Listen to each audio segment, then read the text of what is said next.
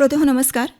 श्रोते हो, गृहनिर्माण क्षेत्रात ग्राहकांचा हक्क सुरक्षित ठेवण्यासाठी आणि बांधकाम उद्योगात पारदर्शकता आणण्यासाठी 2016 साली रेरा हा कायदा लागू करण्यात आला.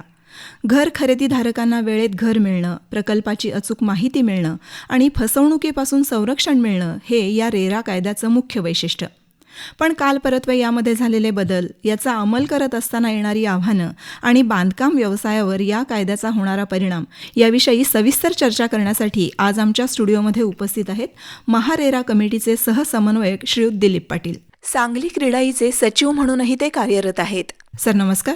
नमस्कार. सर, काय आहे हा रेरा कायदा आणि हा कायदा करण्याची आवश्यकता का निर्माण झाली असं वाटतं? बेसिकली ह्या कायदा येण्यामागचं कारण असं की पूर्वी रिअल इस्टेट क्षेत्रामध्ये एखादी ऑर्गनायझेशन असं किंवा कायदा कोणताही नव्हता. पूर्वी काय व्हायचं की अनेक वेळा बांधकाम व्यावसायिक प्रकल्प वेळेत पूर्ण करत नव्हते किंवा प्रकल्पाची तारीख जी आहे किंवा पोझिशन देताना अनेक ग्राहकांना वर्षानुवर्ष प्रतीक्षा करावी लागत होती किंवा काही वेळा फसवणूक व्हायची की एकच फ्लॅट वेगवेगळ्या कस्टमरलाही विकला जायचा. शिवाय त्यात ग्राहकाला देताना फ्लॅटबद्दल पूर्ण पारदर्शकता नव्हती की आपल्याला काय फ्लॅटसोबत मिळणार आहे किंवा बिल्डर पूर्ण माहिती देत नव्हता. शिवाय बिल्डरने दिलेली माहिती ही काही वेळा चुकीची असायची, त्यामुळे ते ग्राहकांना संभ्रमाची अवस्था होत होती. आणि याच्यामध्ये असं होतं की कुठलेही रेग्युलेशन्स नव्हते पूर्वी, त्यामुळे ग्राहकाला कुठं जर उद्या काही तक्रार करायची झाली तर ग्राहक न्यायालय किंवा याच्या संदर्भात जायला लागायचं. म्हणजे रेग्युलेशनचा अभाव असल्यामुळं तसेच पैशाचा चुकीचा वापर व्हायचा. म्हणजे जर पेमेंट दिले असेल तर ते पैसे वेगवेगळ्या प्रकल्पामध्ये वापरले जायचे. त्यामुळं असं आहे की चालू प्रकल्प कधीकधी ठप्प पडत असे. त्यामुळं या कायद्याची गरज लागली गव्हर्नमेंटला आणि त्यामुळं हा रेरा कायदा लागू करण्यात आला. याचा उद्देश काय सांगता येईल या कायद्याचा? 31 ऑक्टोबर 2016 रोजी केंद्राने हुपा गृहनिर्माण आणि शहरी दारिद्र्य निर्मूलन मंत्रालयामार्फत real estate regulation and development act 2016 लागू केला. तो कायदा महाराष्ट्रामध्ये महारेरा म्हणजेच Maharashtra real estate regulatory authority कायदा 1 मे 2017 पासून महाराष्ट्रामध्ये लागू करण्यात आला. त्यामुळं असं आलं की प्रकल्प तुम्हाला वेळेत पूर्ण करणे बंधनकारक असते. बिल्डर आणि डेव्हलपर आणि ग्राहक यांच्यातील वाद सोडवण्यासाठी हा कायदा फार उपयोगी ठरतो. शिवाय फसवणूक व चुकीची माहिती देणे यावर आळा घालणे आणि वास्तविक माहिती ग्राहकांना उपलब्ध करून देणे हा रेरा कायद्याचा मुख्य उद्देश आहे. या रेरा कायद्यातले नियम आणि नियमावली याविषयी काय सांगाल सर? बेसिकली रेरामध्ये एकूण 10 चॅप्टर आहेत आणि त्याचे जे काय सेक्शन्स आहेत ते जवळपास 92 सेक्शन्स आहेत. रेरा कायद्यामध्ये मूळ जे मुख्य गाभा जो आहे तो म्हणजे जो काय बिल्डर प्रकल्प करणार आहे तो प्रकल्प त्यांनी नोंदणी करणे बंधनकारक आहे. आता कुठल्या प्रकल्पाची नोंदणी करावी लागते तर ज्याचा प्लॉट एरिया 500 स्क्वेअर मीटरच्या वरती आहे व ज्यांचे फ्लॅट 8पेक्षा जास्त आहेत अशा बांधकाम व्यावसायिकांना आपला प्रोजेक्ट हा महारेरावरती तुम्हाला रजिस्टर करावा लागतो. शिवाय तुम्हाला रेरा रजिस्ट्रेशन झाल्याशिवाय जाहिरात किंवा त्याचं प्रमोशन करता येत नाही. म्हणजे असं आहे की तुम्हाला जर बांधकाम चालू असताना जर फ्लॅट विकायचे असतील तर तुम्हाला कंपल्सरी जाहिरात आणि प्रमोशन करण्यासाठी रेरा रजिस्ट्रेशन करणं बंधनकारक आहे. शिवाय तुम्ही जी काही जाहिरात करत असाल त्याच्यामध्ये तुम्हाला बोर्डवरती कंपल्सरी QR कोड जो रेरा रजिस्ट्रेशन नंबरशी संबंधित आहे तो QR कोड व महारेराची वेबसाईट डिस्प्ले करणं कंपल्सरी आहे. त्याच्यानंतर अजून याच्यामध्ये पुढचा विषय जो आहे तो म्हणजे निधी वापराचे नियम. म्हणजेच ग्राहकाकडून घेतलेले जे काही पैसे असतील ते तुम्हाला 100, 70, 30 म्हणजेच की तुम्हाला कलेक्शन अकाउंट, डेजिग्नेटेड अकाउंट आणि ट्रान्झॅक्शन अकाउंट अशा वेगवेगळ्या अकाउंटमध्ये मेंटेन करावं लागतात. याचा अर्थ असा असतो की 70% रक्कम ही त्यांची वेगळ्या अकाउंटमध्ये ठेवावी लागते आणि जसं तुमचं काम होईल तशी ती रक्कम खर्च करावी लागते. याचा फायदा असा होतो की ह्या प्रकल्पासाठी बांधकामासाठी जी काही रक्कम तुम्ही ग्राहकाकडून घेतली असेल ती त्याच प्रकल्पाला वापरली जावी हा याच्या पाठीमागचा हेतू आहे. आणि ही रक्कम काढताना तुम्हाला आर्किटेक्ट, इंजिनियर आणि CA म्हणजे चार्टर्ड अकाउंट यांच्या प्रमाणपत्राची आवश्यकता असते. त्याशिवाय तुम्हाला सदरची रक्कम वापरता येत नाही. शिवाय वेळेत प्रकल्प पूर्ण करण्याचा नियम दिलेला असतो. ज्यावेळी तुम्ही प्रकल्प रजिस्टर करता तेव्हा मात्र तुम्हाला कंप्लिशन डेट ही त्याचवेळी रेरामध्ये तुम्हाला द्यावी लागते की बाबा सपोज मी 3 वर्षांनी प्रकल्प पूर्ण करतो आहे त्यावेळीची जी काय असेल ती तारीख तुम्हाला सुरुवातीलाच तुम्हाला डिफाईन करावी लागते. त्याच्यानंतर बांधकामाची गुणवत्तेबाबत तुम्हाला क्वालिटी ॲश्युरन्स द्यावा लागतो. त्याच्यानंतर ग्राहकाचे हक्क म्हणजेच की त्याला वेळेत ताबा मिळणे त्याच्यानंतर वेळेत ताबा जर मिळाला नाही तर त्याला काही प्रमाणात तुम्हाला व्याज मागण्याचा अधिकारही राहतो. शिवाय जे काही ॲग्रीमेंट असतात त्या ॲग्रीमेंटमधले पूर्ण अटी आणि शर्ती यांचं पालन होणं हे ग्राहकांचा हक्क असतो. शिवाय जर का फ्लॅटमध्ये एखादा एजंट असेल तर त्या एजंट हीच तुम्हाला ॲक्च्युली रेरा रजिस्टर्ड एजंट लागतो. त्याच्यासाठी त्यांची एक्झाम असते आणि त्या रेरा रजिस्टर्ड एजंटकडूनच तुम्ही फ्लॅट खरेदी करू शकता.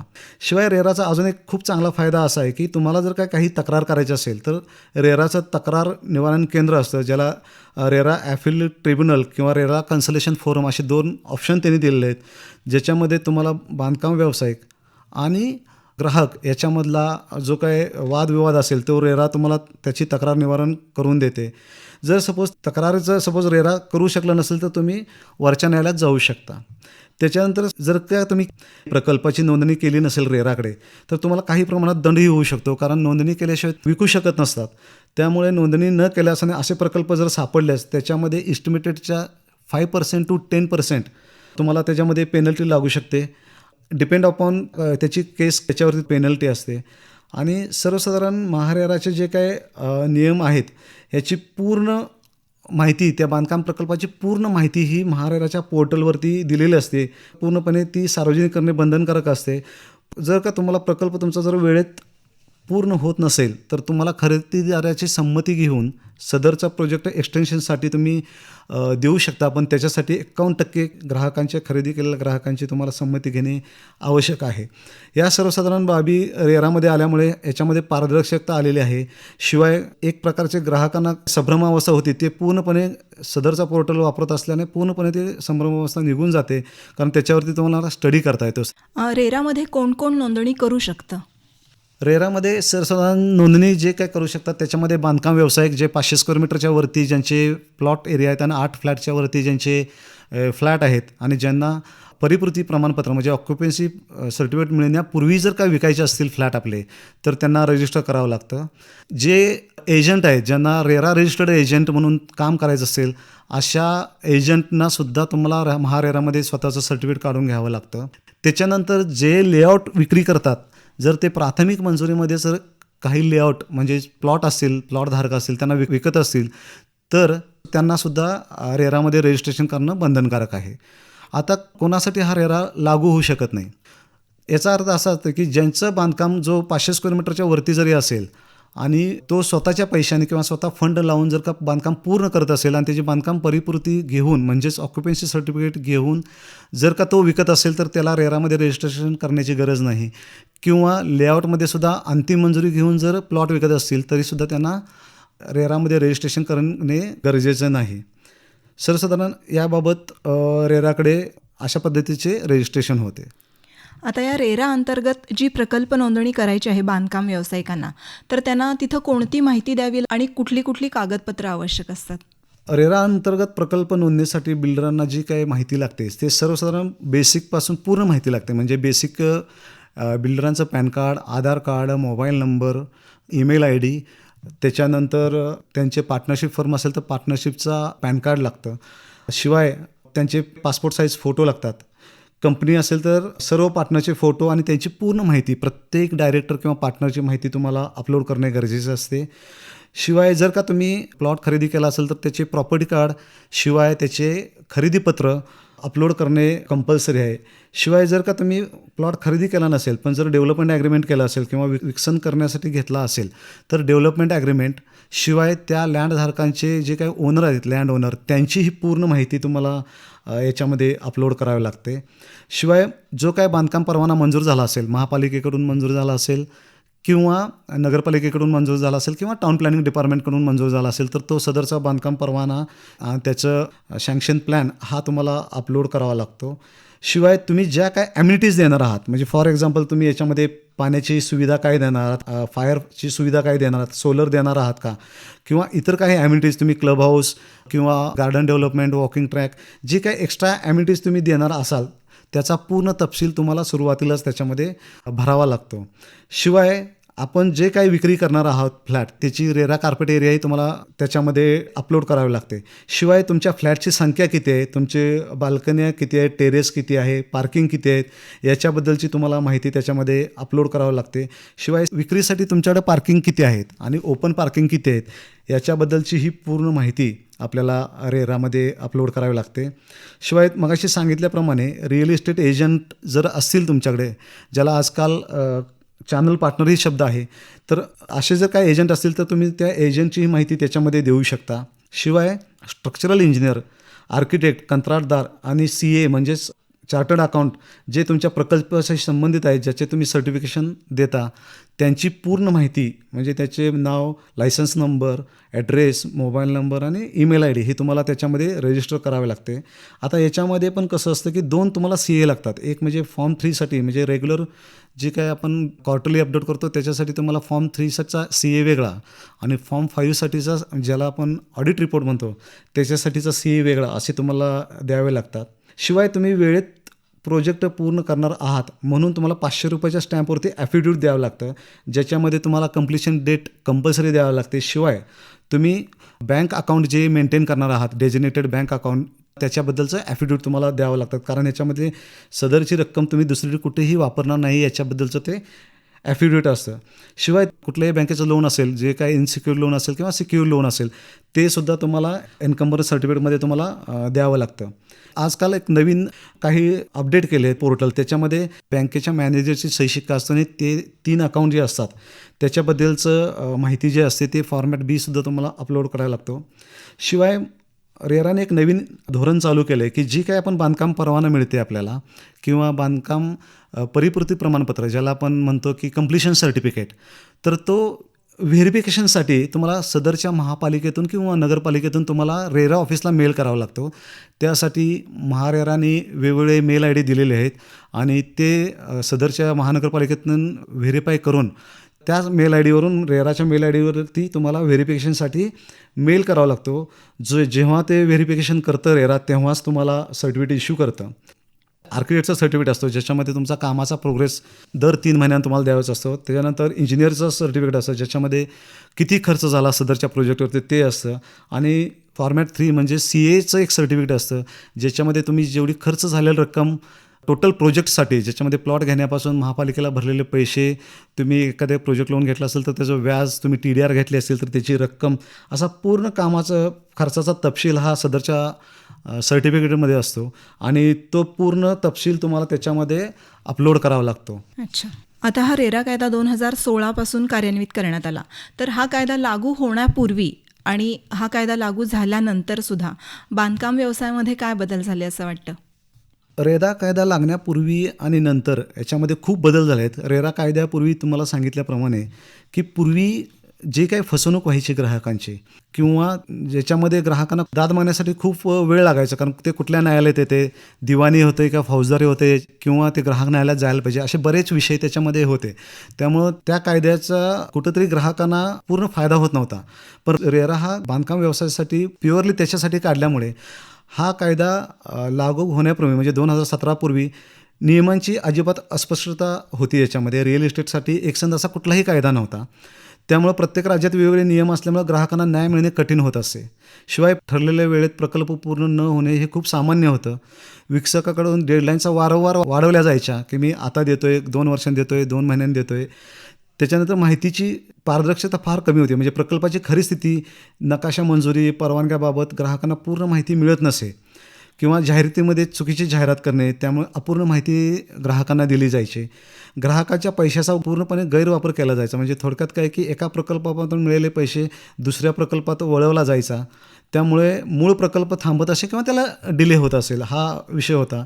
आणि कायदेशीर लढाई खूप लांबणीवर पडायची. म्हणजे विवाद निवारण्यासाठी ग्राहकांना वर्षानुवर्षे कोर्टात खटले चालवावे लागत असे. त्यामुळं सदरचा कायदा, रेरा कायदा लागू झाल्यानंतर म्हणजे थोडक्यात मे 2017 नंतर प्रत्येकाला नोंदणी बंधनकारक झाली. म्हणजे थोडक्यात की 500 चौरस मीटरपेक्षा जास्त क्षेत्रफळ असलेल्या किंवा 8 युनिटपेक्षा मोठ्या प्रकल्पाची रेरामध्ये नोंदणी बंधनकारक झाली. आता असं नाही का 500 स्क्वेअर मीटरपेक्षा आज जर असेल एखादा प्रकल्प तर त्याला रेरा कायदा लागू नाही का, तर असं नाही आहे. 500 स्क्वेअर मीटरच्या आतमधल्या प्रकल्पाला सुद्धा रेरा कायदा लागू आहे. फक्त त्यांना रजिस्ट्रेशन्स कंपल्सरी नाही आहे. दुसरा मुद्दा याच्यामध्ये असा आहे की एक तर ग्राहकाच्या दृष्टीने पारदर्शकता वाढली आहे, गुंतवणूकदाराच्या दृष्टीने पारदर्शकता वाढली आहे, शिवाय बँकाच्या दृष्टीनेही पारदर्शकता वाढलेली आहे. म्हणजे विकसकांना रेराच्या वेबसाईटवरती प्रकल्पाची पूर्ण माहिती म्हणजे ड्रॉईंग असेल, मंजुरी पत्रक असेल, बांधकामाची प्रोग्रेस रिपोर्ट असेल, त्याची पूर्णता होण्याची तारीख जी आहे ही पूर्ण तुम्हाला अपलोड करावं लागतं. म्हणजे प्रत्येक 3 महिन्यांना तुम्हाला त्याला क्वार्टरली प्रोग्रेस रिपोर्ट आपण म्हणतो. प्रत्येक 3 महिन्यांनी हा तुम्हाला कंपल्सरी अपलोडच करावा लागतो. त्यामुळं बँकांना म्हणा, ग्राहकांना म्हणा, इन्व्हेस्टर असतील किंवा जनरल पब्लिकला सुद्धा त्या सदरच्या प्रकल्पाबाबत तुम्हाला काय प्रोग्रेस चालू आहे हे तुम्हाला त्याच्यावरती दिसून येते. त्याचा पुढचा मुद्दा असा झाला की ग्राहकांच्या पैशाला संरक्षण मिळाले. म्हणजे ग्राहकाकडून मिळालेल्या पैशापैकी 70% रक्कम ही स्वतंत्र बँक खात्यात ठेवून ती रक्कम फक्त त्या सदरच्या प्रकल्पासाठीच तुम्हाला किंवा जमिनीसाठीच्या खर्चासाठीच वापरावी लागते. त्यामुळं तो एक ह्याच्यामध्ये कंपल्शन झालं की ते पैसे तुम्ही दुसरी इतर कुठेही वापरू शकत नाही, तो सदरचा प्रकल्प सोडून. त्याच्यानंतर वेळेत प्रकल्प पूर्ण करण्याची जबाबदारी ह्या बांधकाम व्यावसायिकावरती आली की प्रकल्प जर उशिरा पूर्ण झाला तर ग्राहकाला काही प्रमाणात नुकसान भरपाई किंवा त्याचं व्याजही त्याला द्यावं लागतं. त्याच्यानंतर पुढचा मुद्दा असा आहे की न्याय प्रक्रिया जलद झाली. म्हणजे एखादा जर का तक्रार झाली ग्राहकाबद्दल किंवा बिल्डरबद्दल तर सदरचे विवाद निवारण करण्यासाठी रेरा प्राधिकरण किंवा अपिलेट ट्रायब्युनल स्थापन झाले. त्यामुळे निर्णय काही महिन्यातच मिळू लागलेत. त्याच्यानंतर तुम्ही जाहिरात करताना जर तुम्ही चुकीची जाहिरात करत असाल, जे तुमच्या प्रोजेक्टशी संबंधित नाही आहे किंवा आमिष दाखवत असाल किंवा एखादा तुम्ही ब्रोचरवरती चुकीची जाहिरात दिली आणि ती तुम्ही त्या सदरच्या ग्राहकाला तुम्ही परत ते दिलेलेच नाही आहे, दिशाभूल होत असेल, थोडक्यात त्याची जर दिशाभूल तुम्ही करत असाल तर ह्या जाहिरातीवरती तुम्ही दंड किंवा कारवाई करण्याची तरतूदसुद्धा सदर कायद्यामध्ये आलेली आहे. आणि बेसिकली याच्यात मूळ उद्देश असा झाला आहे की विकसक आणि ग्राहक दोघांचीही जबाबदारी निश्चित झालेली आहे. ग्राहकाने वेळेत हप्ते भरणे, जसं म्हणजे बिल्डरला वेळेत पोझिशन देणे महत्त्वाचं आहे, तसंच ग्राहकाला सुद्धा वेळेत हप्ते देणे महत्त्वाचं आहे. जर ग्राहकाने सुद्धा वेळेत जर आपले हप्ते दिले नाही तर कायद्याने बिल्डरना त्याच्यावरती सुद्धा व्याज घेण्याची तरतूद या कायद्यामध्ये केलेली आहे. थोडक्यात परिणाम असा झाला की पूर्वी अव्यवस्था, पारदर्शकतेचा अभाव, उशीर, ग्राहकाचे नुकसान असं होत होतं. या कायद्यानंतर मात्र नियमबद्धता, वेळेवर प्रकल्प पूर्ण करण्याची जबाबदारी, पैशाचे संरक्षण आणि जलद न्याय आणि पारदर्शकता निश्चित वाढलेली आहे.